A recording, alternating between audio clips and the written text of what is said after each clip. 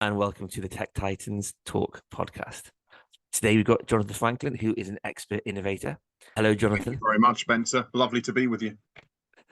Tell me about yourself, Jonathan.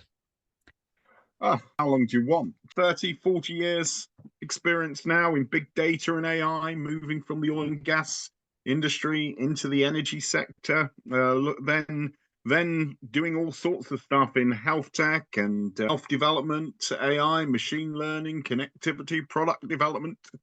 The world seems to change every week now these days, doesn't it, Spencer? It's all about fundamentally trying to absorb what's coming next. So, in my little black book, you are the person that I go to often to talk about innovation, especially what's happening in the UK economy, ever since you sat next to Keir at an Arsenal football match. So, what's your take with what's going on in the world and the UK right now? Where do you see things going? I think we're in a really interesting period at the moment because we've got a government that's settling into power in the UK. We've got obviously big political changes going on in the United States. What the US economy traditionally has, what goes on here, or we're fractionally ahead of it. Massive political change going on throughout Europe. And blended with that, we have the AI revolution that seems to be just bubbling away a bit below the surface, ready for investment. Some organizations are getting investment, some others are not. And then we have the big elephant in the room, which is sustainability and green tech.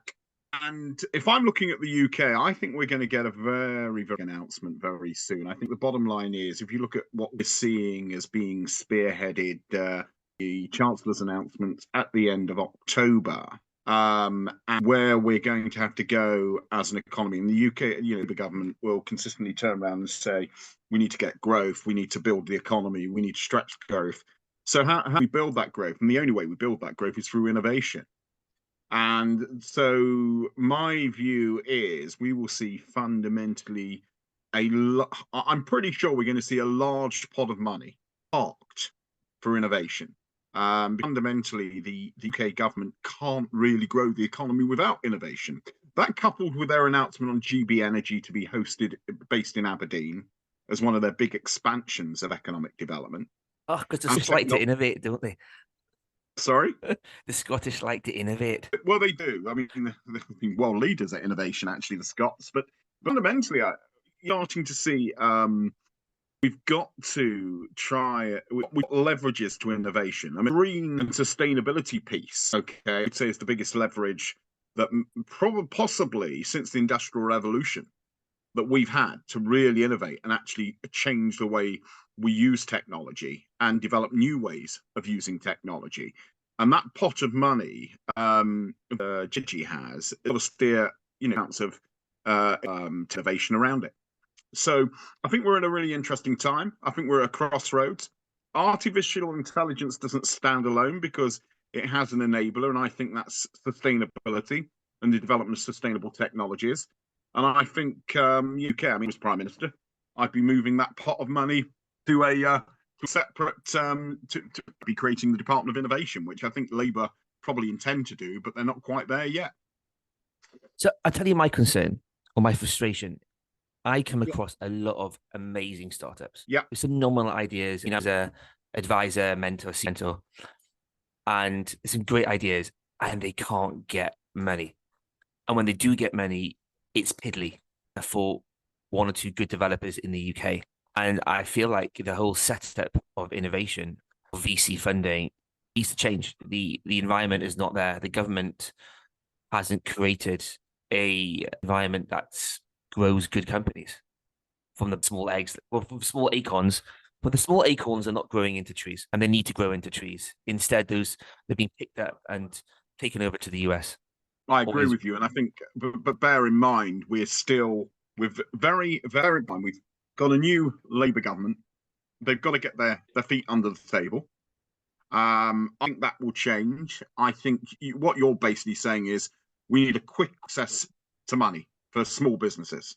Okay, yeah. Absolutely agree with you. I think fundamentally we need a bigger pot of money because fundamentally, if you have an organisation that start trying to grow, they need to grab that money quickly to grow. and we don't need to. Can I use the expression? We need to get rid of the committee culture and actually do the business, have more of the business execution culture in the UK. For 50 grand with Innovate UK, you're going to go through a committee. You go through any level, it's a committee decision. Yeah, I absolutely agree with you. We need to free up more money, but perhaps business needs to also look at the way it funds people.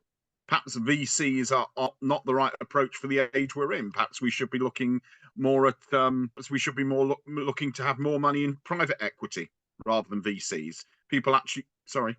so it sounds like you're talking about a post VC world. Yes. Yeah, I think there'll always be venture capitalists. Of course, there'll always be conglomerates of people that want to put money into businesses to grow their investments. But I think we are in a period now where organizations and people need to make a stronger investment in what they're doing rather than just throwing a bit of cash at it and hoping for the best. I read recently that the future is also family offices. And some of these family offices are going to get so big that the names will be as well known as BlackRock. That's what we're talking about. Family offices investing more.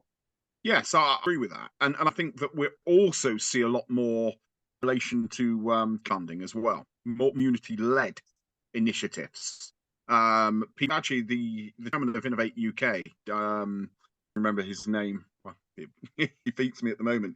He said, business of the future is fundamentally looked at as a community, not the shape that we have at the moment, where you get promotion, you go up a rank and title, you grow that business organically together as a community, as opposed to the structure we've got in the hierarchy at the moment.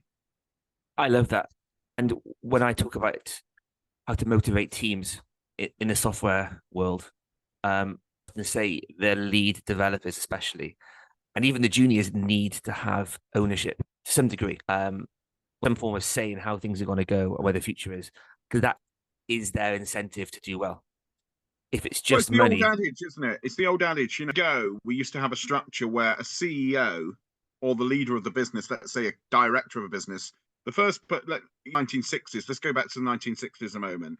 Where's the first person they'd go to if a product would sell? Okay, certain market. The first person they'd go to is their top salesperson and start talking to them about what's going on in the front line, not the product developer, the market analysis guy, not the predetermined spreadsheet guy on forecast. He'd go to the salesman. And this is what we need to go back to the future. Yeah, point. Because at the moment, we're a state of flux where if you look at it, right, you're a CEO of a business, you're starting to grow a business. Who's the first person you turn to? The first person you start speaking to are investors, okay? Product team, okay?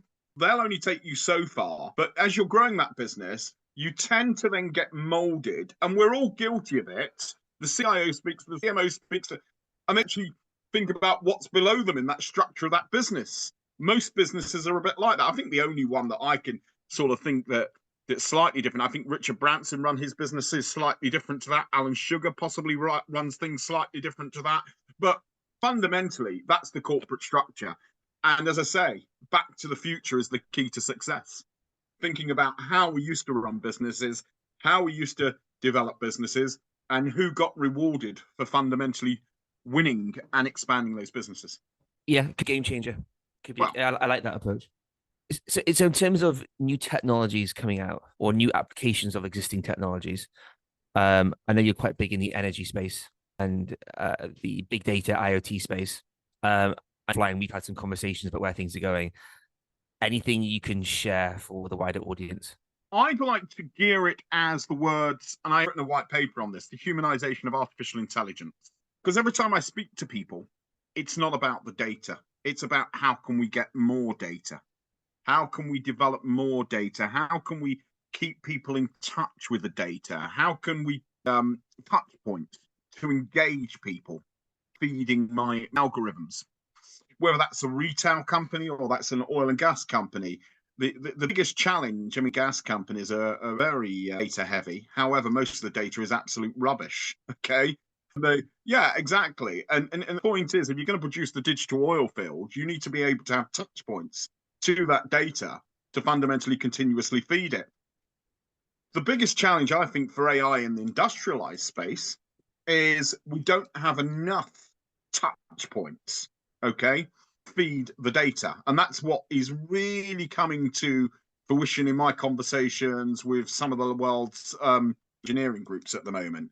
So in a production line, if somebody touches a piece of equipment, I've got that data, those touch points, where they touch, how they look, how they feel, how they manufacture, the consistency of that manufacturing line. On an oil rig, if I do something like an operational risk assessment, where do I connect to the data? How do I find that data? And actually, trouble is with engineers to a certain extent, none of them want to use devices. They want that data collected, almost automated in a sense. How much information can I get about my customer from touch points within a car, for instance? Okay. What we're starting to see is just heavy industry is really interested in AI and the applications it can provide, things like predictive maintenance, etc. But one of the things that they are really concerned about is, how do I continuously feed that data? How do I connect to that data? How do I maximize real-time availability of that data? Because the quicker I can get that data and the algorithm reading that data, the more powerful my AI implementation is going to be. And when it comes to AI around the big data, is the idea here that if we've got more data, then that has more visibility over CO2 emissions, and therefore we can make better decisions around usage? Or is there another use case? There's all sorts of use cases. I mean, cases in heavy industrial, anything it surrounds the word predictive. Okay, predictive maintenance, predictive collection, predictive sustainability. Yeah, how do I fundamentally see my carbon delivery over the next 2, 3, 5 years? How do I carbon delivery? What is my sustainability forecast looking like? Okay, it's all information that heavy industrial organizations need to see much quicker than they used to be able to see it, because fundamentally, so somebody who's in a heavy industrial, like a big refinery business, it's all about basically how quickly they can show that information to third parties, their customers and authorities as well. So that they're getting ready for that real time of data. When do you think it will have an impact on productivity of nations? Like, when will we see needle moving on general economy because of big data AI? Or is it something that just has to happen because of the effect on climate? Well, I would have hoped we'd have had that conversation by now, and we'd all be scaling up quite nicely. I fundamentally think that sustainability is the driver to AI in the really big, heavy industrial projects, because sustainability, the reason for the application in so many areas, whether that's automotive, heavy industrial, all the big fields, right? Pharmaceutical, whatever. So if we look at the journey now of this government, who have now been in office 2 months, I think, and are actually ahead of the game, I think that we'll start to see that replicated, that model, across the Western world pretty damn quickly, because it's the one thing, the green economy is the one thing that you can grow a second or third, maybe the fourth, actually it's probably more like the sixth industrial revolution on the back of it. So the answer to your question really comes as a result of what's going on politically at the moment. And I would say we'll start to see a really big change in attitudes regarding artificial intelligence and sustainability when they two pieces club together, I reckon next year in the UK. And then probably the following year, let's go 2026 to the rest of the world. Because basically there's a massive gap in world economies that they have to start. Because I feel like we all need to see some good news soon when it comes to the next industrial revolution. We have this cool tech now with the AI stuff. Things don't seem to be getting better yet. And most of the conversations about AI taking away jobs. And then I think, why? Well, the wrong conversation, because the companies that are really investing in AI are starting to understand that AI can speed up their productivity, not to the detriment of getting rid of people, right? So there's areas of energy sector that are effectively doing those feasibilities, and actually they're seeing really good results from people being more productive in terms of scientists, in terms of production engineers, in actual processes better rather than getting rid of people. Because right now there's a bit of doom and gloom when it comes to AI, with the sense of it's also because the tech market's depressed. So there's loads of good people who haven't got jobs. And then if people aren't developing products because there's no money, and then anyone associated with tech is out of work. So the marketing guys, the PR guys, the product developers, and therefore software engineers. So all these people are out of work. And then you've got these AI tools coming along, and people on LinkedIn saying, you don't need developers anymore. You can use cursor.io. And everyone thinks we don't need to hire, and it all feels doomy and gloomy. That's very different to the other world of AI makes you more productive. We're going to create these awesome products. The world is heading towards this new industrial revolution. We're all going to get richer. We're all going to get happier, and it's all going to be great. And we're all going to work less hard for more money. I think the business people need to work harder, to be honest with you. The impression they're giving to the supply chain, i.e. the tech developers and everything else. Basically, the bottom line is that it's like anything. You give somebody a tool where they're going to save money, okay? Right businesses will save money with it. The wrong businesses will invest it in a long-term strategy. Now, I'll tell you now, I'm sure you agree with this, Spence, a lot of AI tools that come across my desk, and I think to myself, what software products that you think to yourself, who's ever going to use it? Yeah? There's the ones that really think to yourself, actually, there's a real application for this. I'll give you an example. There's one guy at the moment I'm working with who's doing really, I can't talk too much, but I can give you the outlets. Really interesting work around PTSD and developing a piece of AI that effectively that basically helps people live day to day with illness. Okay? That's a really unique piece of tech. And it's the interesting thing, like all these things that really make a difference, there's a connectivity to an IoT device. Okay? You're continuously monitoring, doing things like now. That kind of AI, I see actually a massive health application for. It's going to make a difference to somebody's life. Then there's the AI that basically, oh yeah, I actually saw one for predictive sunglasses the other day, which was quite interesting, tone according to the sun, which is really, really fascinating in industry. But like Gucci or Rand, they're going to pick that up and run with it and do whatever they want with those brands anyway. But the thing is, there's one piece of AI that will make a difference, pieces of AI that just will not make a difference. Extraordinary, I'm sure you use ChatGPT from time to time, don't you, Spence? Yeah, I use it a lot. I love it. I think it's brilliant. Yeah, don't we all love it? Yeah, we love it. Now, I tell you what, as a commercial person, when I'm doing my commercial work, that frees up about 2 days at least. 2 days a week. Yeah. Which means I can get on with doing my presentations, doing my other work, spending time with you on podcasts. It frees up more time, okay? Makes me far more efficient. And that's how we should look at AI. We shouldn't allow it to... So I think there's a few things, and it's interesting. We're speaking to a couple of lawyers actually last week. I think we need to get the legislation in relation to AI and employment law, okay? Because we've got a situation at the moment, I'm sure you understand, when you're starting to see it at the moment, people say, oh, we're going to cut this job, and we're going to cut that job, and we're going to do this, we're going to do that. And the whole world, it's basically messing with everybody's heads because fundamentally, you touched on it earlier, we've got really qualified people who've got no work at the moment, right? Yeah.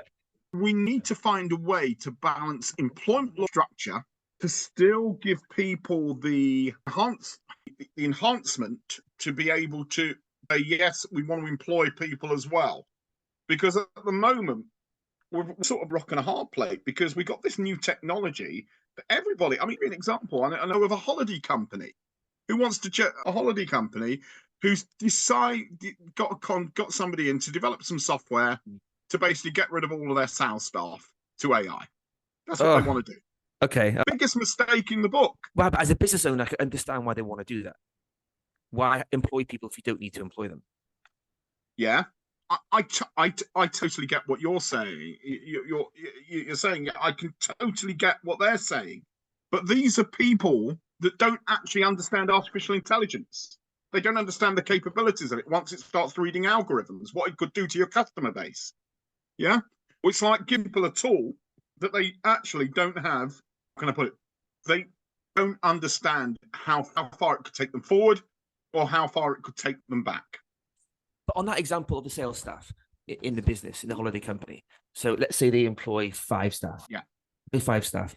They have a much bigger team, actually. In this case, it's about 50 staff. But maybe now with AI, they're only employing 20 staff. Yeah. It's the other 30 staff. Get made redundant. And then fundamentally don't have. The trouble is, how do they service the relationships with those customers that they had? Yeah. Artificial intelligence is not going to do that for you. Well, it could do, but different way of working. But exactly.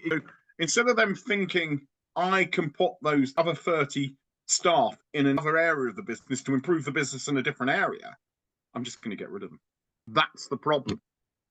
So until we go out there and we actually educate the market on what AI can do for you and its limitations as well, we're going to have business leaders making these ridiculous but decisions like that.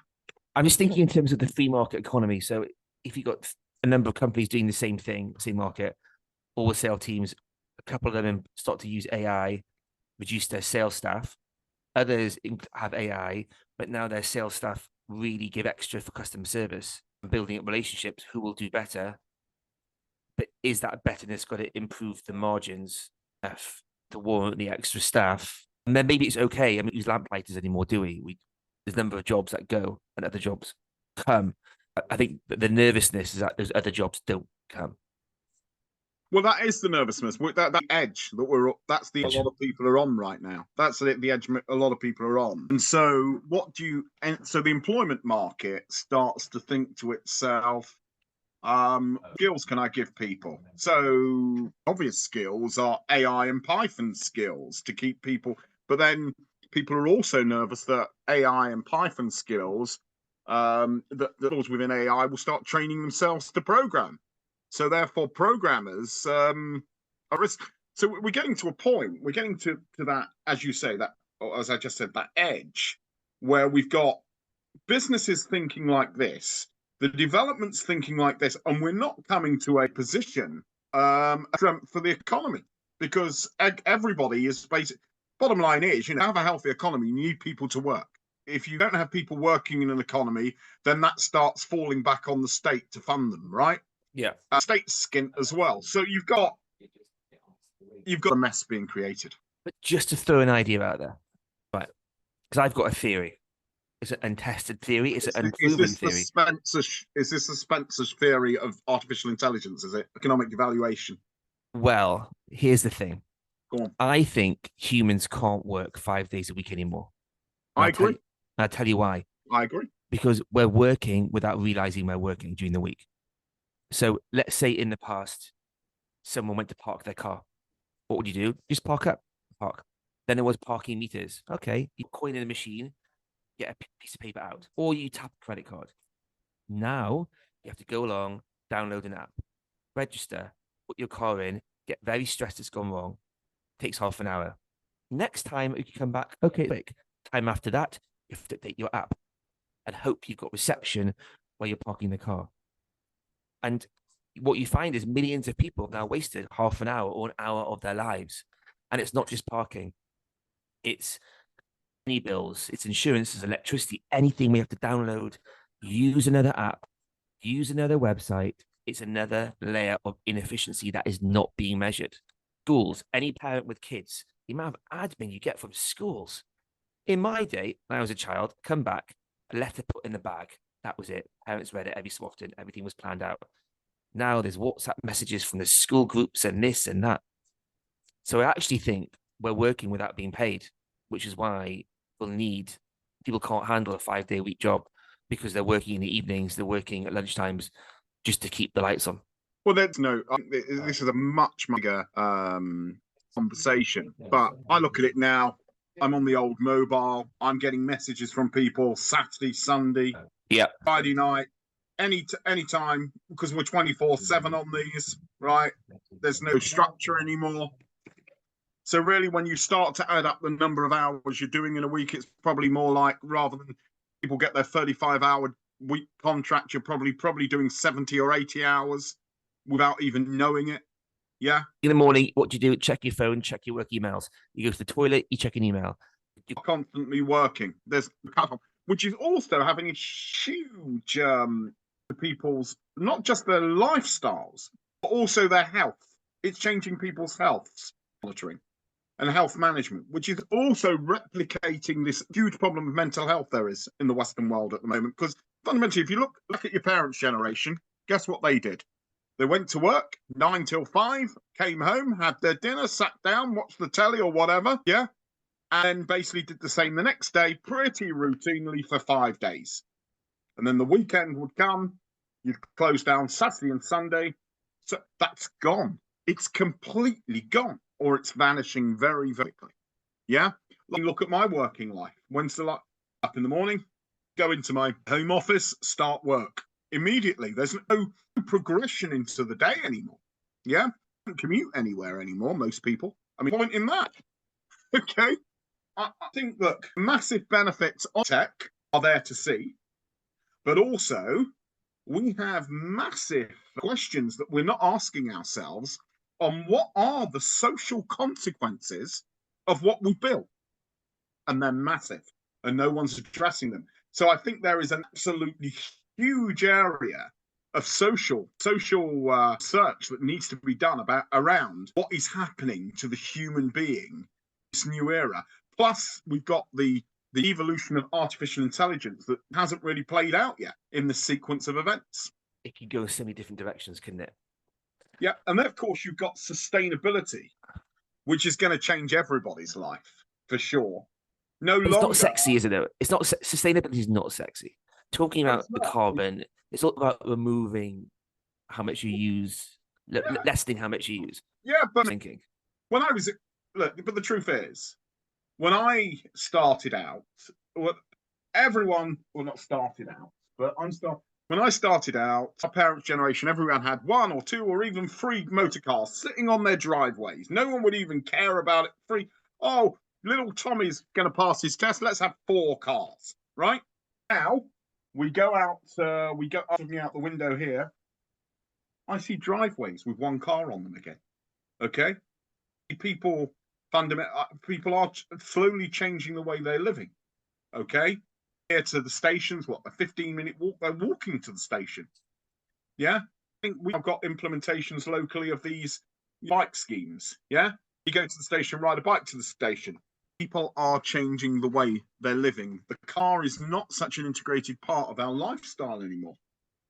And I think we've also got to start to think to ourselves, well, how many devices have I got on my desk? I've got a Cisco WebEx here. I've got another monitor here. I've got another laptop here. I've got this. How much energy am I burning every time I turn on the computer? Yeah? All of that going into the next generation. And when I say the next generation, I think it begins probably now, and this point onwards, we're going to get more and more monitored to how much energy we're using. Yeah? It's going to be fundamentally part of our everyday process. Like you say, yeah, it's not sexy, but it's a reality. And it can be the steer, as I said earlier, it can be the steerer, the real steerer of all this tech we've got, because fundamentally with sustainability, everything else we don't have to do, right? With sustainability, it's something we probably we have to do if we want to have a planet. We have to change the way we do things, our lifestyle. But coupled with everything else that's going on, with the AI revolution, the innovation revolution, and that sustainability revolution, how does humanity actually, especially in the Western world, how do we actually huge change? It's like everything's changing really quickly, and none of us can actually keep up with it. It could all fall flat on its head if we just solve the energy source issue. If we can harness the sun's power or the wind's power so there's an abundance of energy, then that's obviously a massive conversation. And my biggest fear is if we look at the domestic car, we're going to start seeing a lot of the first electric vehicles.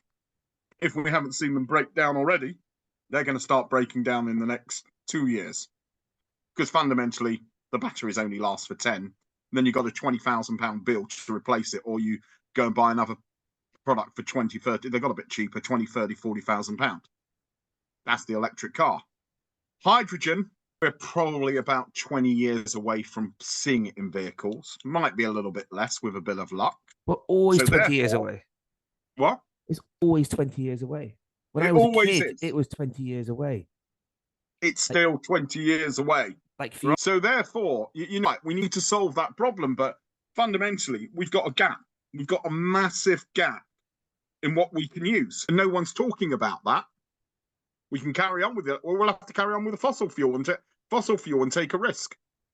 So I think that my view, honestly, is yes. I think Spence, you're absolutely right. But the conversation around that, I'll give you an example. I've got another guy at the moment.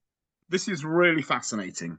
He's doing something called energy harvesting for trucks. Ooh, trucks. Yeah. I won't talk too much about it, but I'll give you. Basically, it's using the friction off the wheel of the truck. Yeah. Basically condensing that data.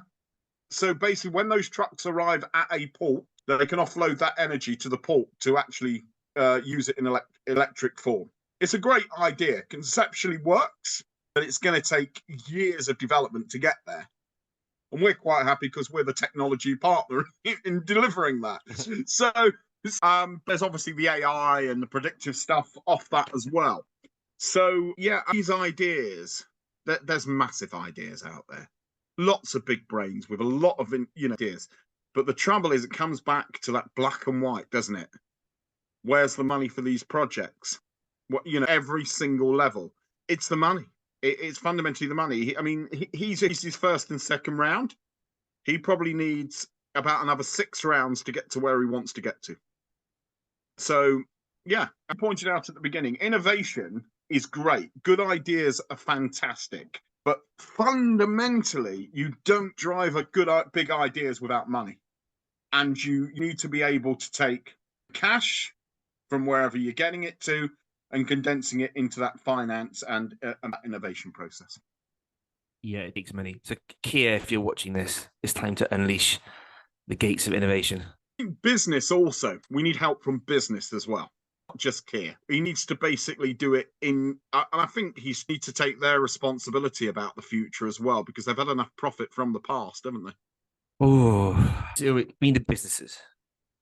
Yeah, businesses need to take their responsibility around the future, because fundamentally, a lot of them are, okay, being a bit harsh, okay? The point is, they need to sort of, this isn't just about them, it's about the planet and it's about the whole ecosystem. And we've got probably, the biggest problem is, I think we've got industry, we've got not enough investment going back in, okay? Smaller enterprises, need to speed that up. We need to be an aggressive way of big business and shareholders of those big businesses, wherever they are in the world, to say, right, okay, the 20%, 30% is going to go into R&D, and it's going to basically go, and you have to distribute that money further down the channel, because this is, to me, what we've got in terms of hold up, in terms of financing the next round of tech.